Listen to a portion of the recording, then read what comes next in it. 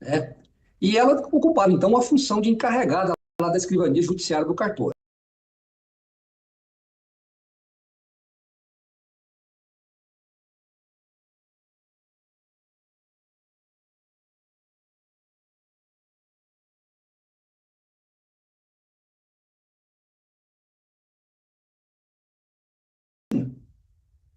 O recorrente que o Glauber, ele é escrevente judiciário lá naquela mesma comarca lá. E o juiz lá da comarca, Itapaci, designou ele, através de portaria, para exercer essa função de confiança de encarregado da escrivania. Então, o que ficou vago não foi o cargo de Maria Lúcia, ou seja, ela permanece no cargo. Ela só se afastou do cargo para gozar a licença-prêmio. O que ficou vago foi a função de encarregado do cartório. E aí, o exercício dessa função de encarregado é que dá direito ao pagamento da gratificação de função, que é o que o recorrente pleiteia aqui nesse processo. O Glauber, ele exerceu a função de confiança de encarregado da escrivania. Então, ele quer receber a gratificação pelo exercício dessa função. Ocorre que ele não faz direito a essa gratificação, porque o juiz de direito, na época, baixou uma portaria indicando o Glauber, mas não teve decreto judiciário do presidente do Tribunal de Justiça designando o Glauber para exercer essa função de confiança de encarregado da escrivania. A questão toda é essa. De acordo com o artigo 10 da Lei Estadual 20.756, não tem como baixar um decreto judiciário com efeito financeiro retroativo, conforme consta aqui no voto. Então, esse um resumo mais ou menos do que se passa. Eu vou fazer, então, a leitura da emenda, está bem curtinha e está bem clara. Então, ficou da seguinte forma: direito administrativo, recurso administrativo, servidor público, função por encargo de confiança, pagamento retroativo, ausência de decreto judiciário de designação, vacância da função, encarregada de escrivania em gozo de licença-prêmio, impossibilidade de retroação de efeitos financeiros. O caso em exame aqui é um recurso administrativo interposto por servidor ocupante do cargo de escrevente judiciário 1 contra a decisão presidencial que indeferiu o pedido de pagamento retroativo referente a período de 46 dias em que exerceu as atribuições de encarregado da escrivania do crime da comarca de Itapaci. A designação ocorreu por meio de portaria editada pela diretoria do foro para o exercício de 1 de 10 de 2021 a 15 de 11 de 2021, durante licença-prêmio da encarregada. O recorrente sustenta ter exercido efetivamente a função e requer o pagamento da gratificação correspondente, invocando os princípios da vedação ao enriquecimento ilícito da administração e da boa-fé objetiva. Então, a questão em discussão aqui é determinar se o servidor faz jus ao pagamento retroativo de função por encargo de confiança relativo a período anterior à formalização de sua designação mediante decreto judiciário, quando a função se encontrava vaga em razão da dispensa da encarregada e houve designação por portaria da diretoria do foro. Nas minhas razões desse dia, eu estou dizendo que a função de encarregado de escrivania permaneceu vaga no período de 16/8 de 21 a 15/11 de 21, pois a encarregada foi dispensada da função ao iniciar a licença-prêmio, não se tratando de mero afastamento temporário.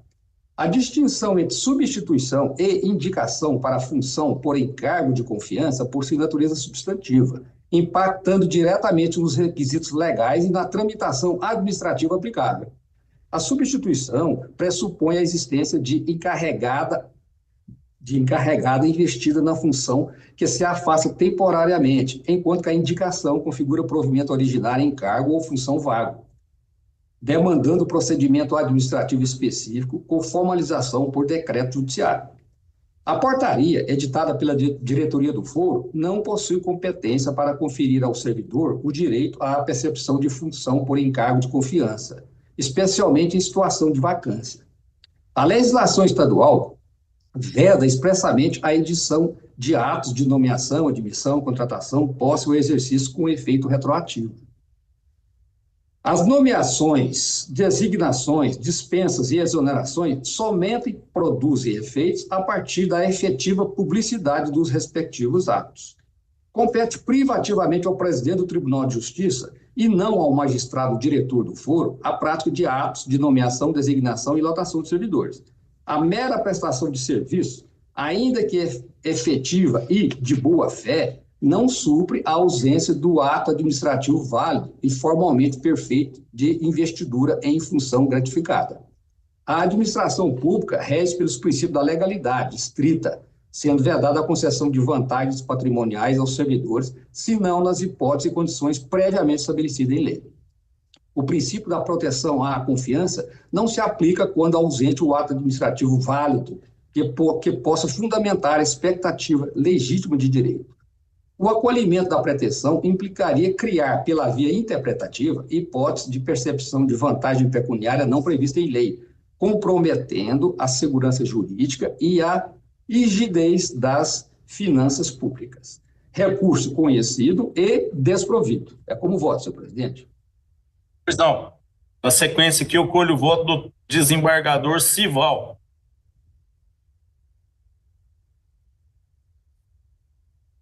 Está sem som, desembargador Sival. Desculpe, estou acompanhando. Desembargador Wilton. Relator, presidente. Desembargador Altair. Portaria precisa ser aprovada, até porque especialmente porque o juiz não é ordenador de despesas, não tem como pagar sem uma prévia aprovação. Acompanhe o relator. Desembargador Amaral. Acompanho. Desembargador Gerson. Igual voto, presidente. Desembargadora Carmeci. Também voto igual. Desembargador Marcos. Mesmo voto, senhor presidente. Desembargador Anderson. Com o relator, senhor presidente. A conclusão do julgamento fica recurso administrativo desprovido à unanimidade nos termos do voto do eminente relator. Na sequência aqui nós temos o número 2, que é um recurso administrativo também, no PROAD final 53-18. Recorrente Carmen Pereira de Souza, recorrido presidente do Tribunal de Justiça do Estado de Goiás. Interessados Celso Martins de Oliveira Filho, juiz de direito e coordenador do NUPEMEC. Também é da relatoria do desembargador Fleury, a quem eu passo a palavra. Obrigado, senhor presidente. Esse caso aqui é o seguinte, o recorrido aqui, esse Celso Martins, ele formulou uma representação informando que Carmen Pereira de Souza Silva, ela é conciliadora e mediadora aqui do nosso tribunal, informando que ela havia expedido uma notificação judicial em 2023, convocando ele a comparecer ao 4º Centro Judiciário de Solução de Conflitos e Cidadania, o SEJUSC, localizado na Faculdade de Direito da Universidade Federal de Goiás, para tratar de questões... Desembargador Fleury, só um minutinho. É porque eu estou vendo aqui, senhor presidente, que parece que o recorrente está presente, não vai ter sustentação, não, senhor presidente? Tem não. Tem não, né? Tá certo. Desculpa, então, Tem não. desembargador Fleury. Tá.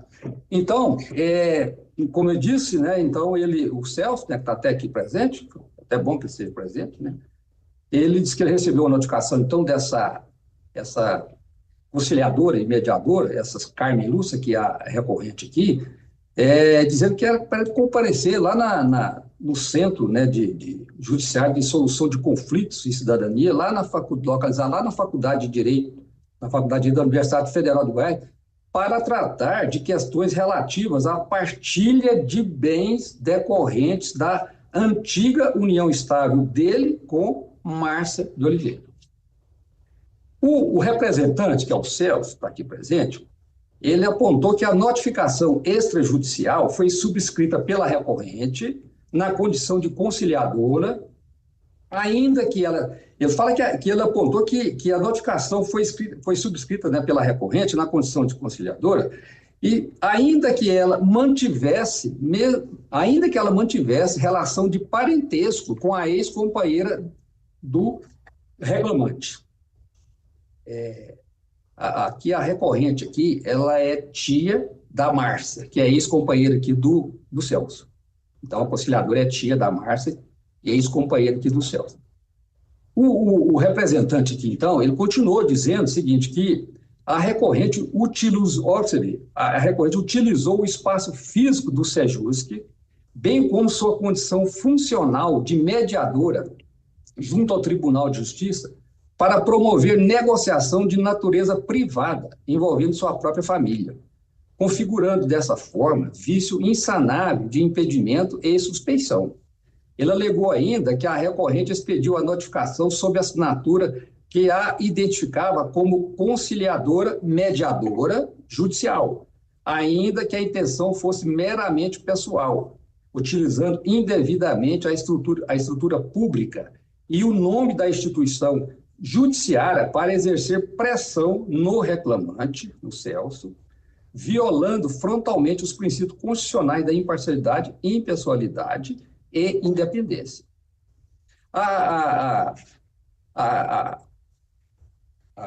Ela não se conformando, a Carme, ela interpõe, então, o presente recurso administrativo, né? Não se conformando com a decisão lá do presidente, né? Que excluiu ela lá do cadastro de conciliador e mediadores. Em razão disso aí, o presidente, né, por motivos claros, excluiu ela, então, desse cadastro de conciliadores e mediadores, né? Ela, não se conformando com essa decisão, ela ingressou com esse recurso aqui administrativo. E nesse recurso, ela fala o seguinte, ela reconhece que cometeu o erro ao utilizar indevidamente o espaço do Tribunal de Justiça para tratar de questão pessoal.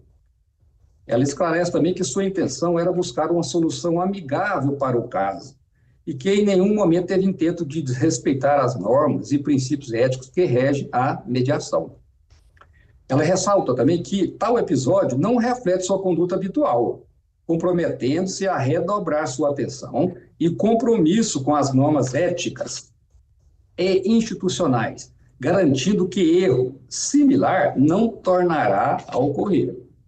Ela requer, por fim, a reconsideração, então, da decisão de exclusão e, caso necessário, a aplicação de medida alternativa que possibilite a continuidade de suas atividades como mediadora e conciliadora. Então, essa é a questão fática, né? Eu vou fazer a leitura da emenda também, ficou da seguinte forma. Emenda, né, direito administrativo, recurso administrativo, conciliador e mediador judicial, exclusão do cadastro estadual, violação de princípios éticos, imparcialidade, independência e impessoalidade. O caso aqui em exame, então, um recurso administrativo interposto contra decisão que aplicou penalidade de exclusão do cadastro estadual de conciliadores e mediadores judiciais. A conciliadora expediu notificação extrajudicial convocando cidadão a comparecer ao Centro Judiciário de Solução de Conflitos e Cidadania para tratar de questão patrimonial privada envolvendo familiar da recorrente.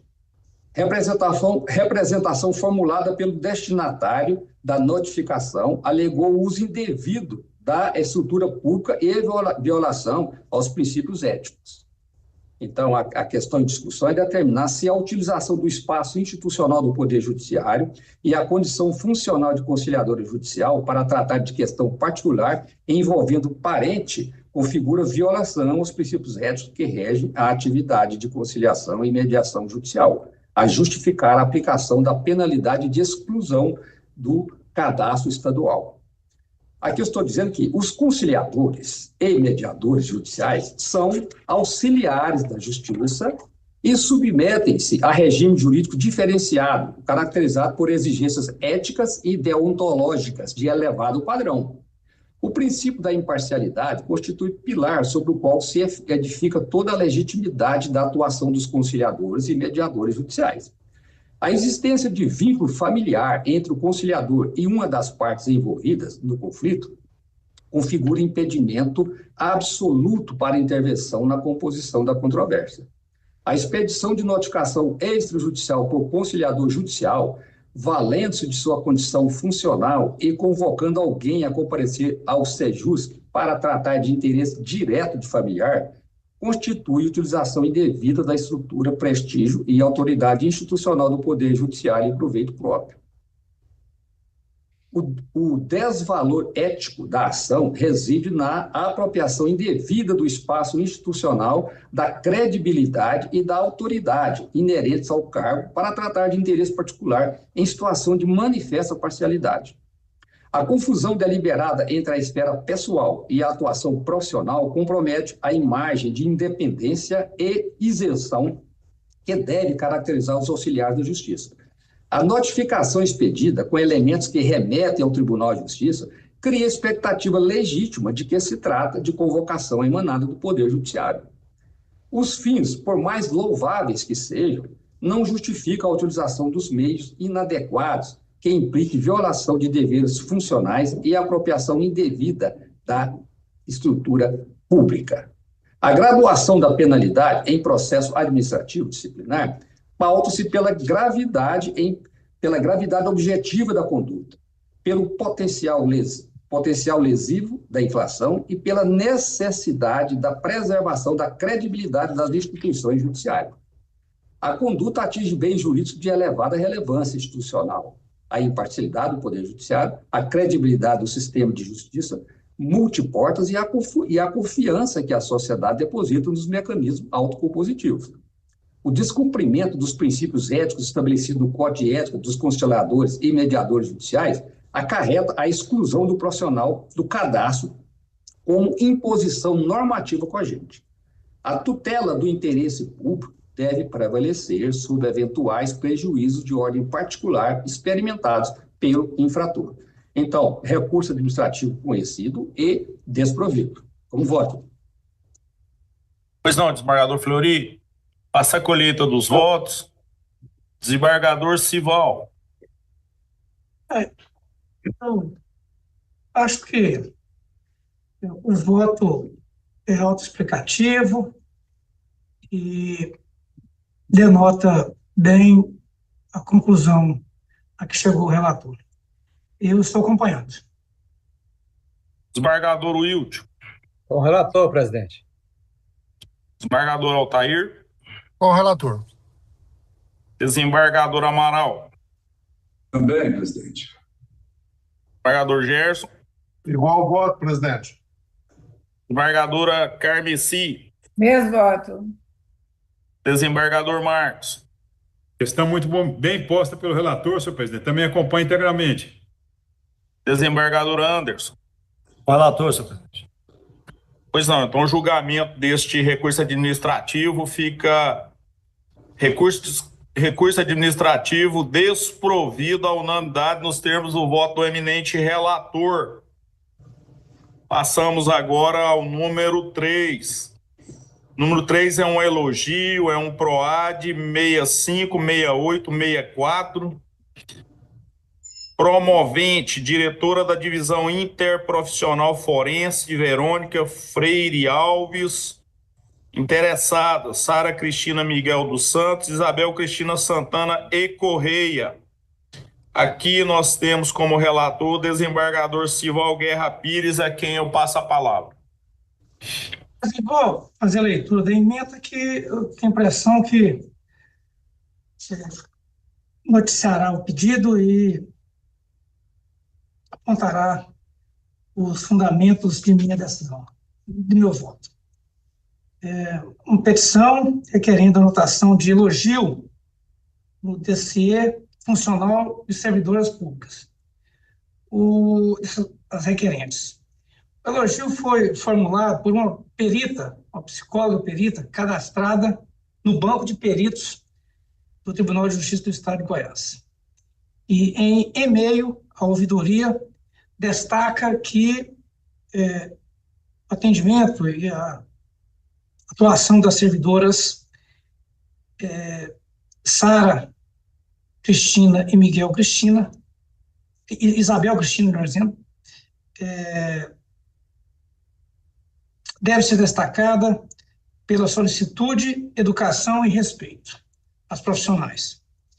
E a questão em discussão consiste em saber se o elogio recebido pelas servidoras configura mérito excepcional para anotação em dossiê funcional. Eu estou consignando aqui meu voto, essencialmente, e o conteúdo da manifestação apresentada traduz, em verdade, o reconhecimento de comportamentos que se inserem no dever cotidiano de todo servidor. Isto é, houve correspondência às expectativas funcionais. Mas essa situação, embora mereça consideração positiva, não se enquadra como algo de mérito excepcional ou extraordinário, que justifique o formal reconhecimento do poder, de modo, especialmente, desse Conselho Administrador. Então, eu estou entendendo aqui que não há nada de excepcional, embora seja aplaudível e por todos nós, condutas dessa natureza, mas não há a necessidade do requisito, de cumprimento do requisito de extraordinariedade. E assim eu estou indeferindo o pedido. Estou votando nesse sentido, pelo menos. Senhor. Desembargador Ogawa. Só fiz esclarecimento. Qual a atuação específica dessa servidora? Atuação da divisão Não, a interprofissional. atuação que ela foi forense. elogiada. Que atuação que é? Que atuação extraordinária É uma seria? perita, essa perita é uma perita que faz esse elogio, né? No atendimento, ela noticia aqui o seguinte: eu, psicóloga, perita e entrevistadora, cadastrada no Banco de Perícia do Tribunal de Justiça, venho agradecer a toda a equipe envolvida no Projuto pela confiança depositada nas nomeações a mim conferidas. Obrigado. Compreendi já. Com o relator. Desembargador Tair. Em suma, é o dever de urbanidade que felizmente foi cumprido. Com o relator. Desembargador Amaral. Também com o relator, senhor presidente. Desembargador Gerson. Acompanho o relator, senhor presidente. Desembargadora Carmeci. Acompanhe também o relator. Desembargador Marcos. Senhor presidente, é uma constatação que a gente tem, né? Porque nós estamos vivendo tempos tão estranhos que aquilo que era a normalidade aguardada do servidor público está virando excepcionalidade. E penso que a posição do relator é correta, senhor presidente, porque é dever de todos nós tratarmos bem. Não que isso não mereça uma menção honrosa, mas, por outro lado, se o servidor tratar mal, aí sim ele vai encontrar problema, porque a obrigação dele é essa, né? Então, realmente, de fato, me parece, mesmo tendo partido aqui da divisão interprofissional forense aqui da Corregedoria, mas me parece que realmente é só digno de registro. Eu tenho recebido muitos aqui e tenho feito o registro da ciência, do elogio e mando arquivar, que realmente não é questão, não seria aqui, grosso modo, comparado com um ato de bravura do policial, um ato excepcional do servidor. É o dever de urbanidade que todos nós temos que ter. Então, acompanho integralmente também, senhor presidente. Desembargador Anderson. Com o relator, senhor presidente. É um dever de ofício, né, desembargador Marcos? Espero de todo servidor, né? Que ele tenha urbanidade para tratar. Aliás, se espera não, é determinação legal. Todo servidor tem que ter urbanidade para tratar com as pessoas. Pedido de elogio indeferido a sua formalização do dossiê. Ô, desembargador Fleury, desculpa. Não, eu acompanho também. Aliás, eu quero fazer O senhor minhas. estava de relator de todos aqui, eu deixei o senhor de fora dessa. Eu quero fazer minhas as palavras do desembargador Marcos, viu? E acompanhe as inteiras. Pedido indeferido à unanimidade nos termos do voto do relator, julgamento concluído. Tem alguma questão a ser debatida pelos colegas? Pode tirar a gravação aí, por favor, Sadri.